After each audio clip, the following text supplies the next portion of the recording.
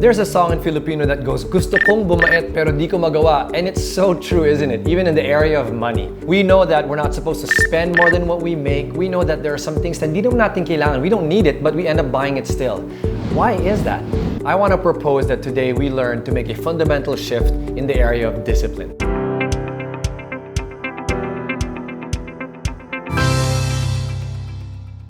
So how do we instill discipline? There's two ways I'd like to propose because we know we need discipline, but it's kind of hard to do. So paano ba natin magagawa yan?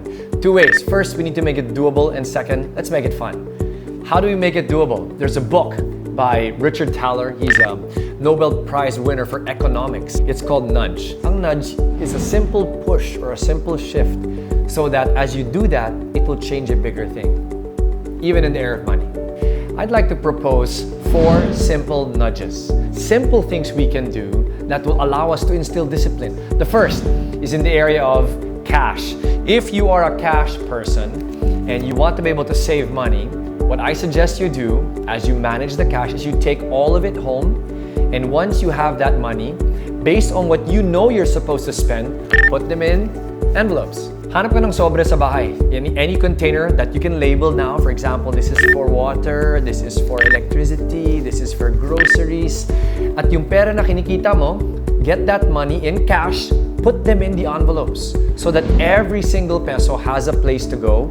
So that should help you to be able to prevent yourself from spending money you don't really want to spend or you don't even really have.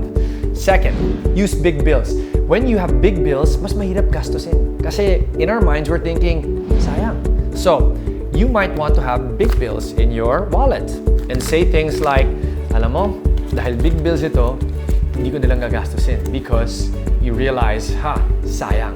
If that works for you, that might be a nudge you want to apply. Instead of putting small bills inside that are easier to let go of, put big bills.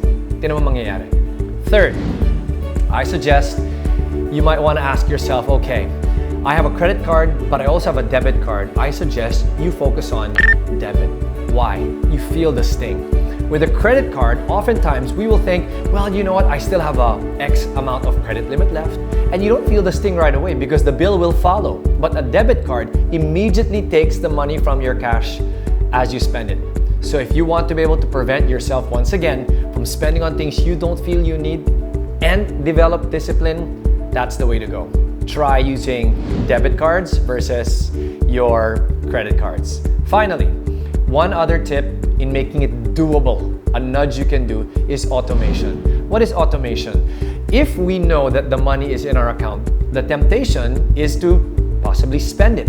But if we automate things like, okay, all of my expenses will automatically be deducted already from my account, then you will see the reality of what's there. Second, you might want to also force yourself to be able to invest. So anong gagawin natin dyan? Talk to the bank of your choice and ask for some investment funds. That will do better than what's being done in your savings account. And then you ask them to automatically debit a certain amount na gusto mong ipasok. Once that is connected to your payroll account, for example, it automatically is put into that investment account. It's a win-win. How can you make it fun? Para naman hindi yung parang ang bigat-bigat, ang hirap naman gawin ito. How can you make it fun? I want to give you 2 principles. The first is called the seed of a seed. Ano ibig sabihin nun? Karaniwan, when we make money, we immediately spend that money. That seed that we get, we spend. This principle, to make it fun, if there's something you want to spend on, why not use the seed of that seed? Yung kinita mo, gagamitin mo siya para kumita yung pera na yun. At pag kumita na siya, that is now the seed of a seed. Yun ang pwede mong gastusin. Halimbawa, yung anak ko, pangalan niya si Idan. He got interested in these special art markers. And as a father and a financial planner, nisip ko, sayang naman yung pera na yan eh. So ang sabi ko sa niya, Idan, can you find a way to make money so that you can buy it and enjoy it? You're not just going to use the seed. He now bought these markers at a cheap price. He sold it for a profit. At yung kinita niya doon, yun ang pinibili niya ng mga markers. That could work for you so that you're enjoying it and you're not touching the money you have made. Yan po ang seed of a seed. The other area is now you want to monetize your passion. Ang daming pwedeng examples yan. Ikilala ako, mahilig siya sa relo. Sabi niya, hindi ko kayang gastusan to. So what he did was, he bought these watches at a low price and he would put it for sale. While waiting for it to be sold, he was enjoying using the watch. Pwede yun. Or pwede sa gitara. Or pwede sa mga pets. Or pwede sa kotse. So whatever these passions of yours are, maybe this is an area you need discipline in. Luho mo to.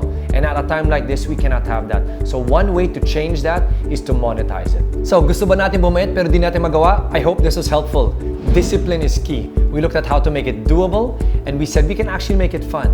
At ito yung huling salita ko para sa inyo. You know, there's a verse in the Bible that says in Proverbs 6:6. Babasahin ko ha. Kayong mga tamad, tingnan nyo at pag-aralan ang pamumuhay ng mga langgam upang matuto kayo sa kanila. Alam mo yung makikita natin sa mga langgam?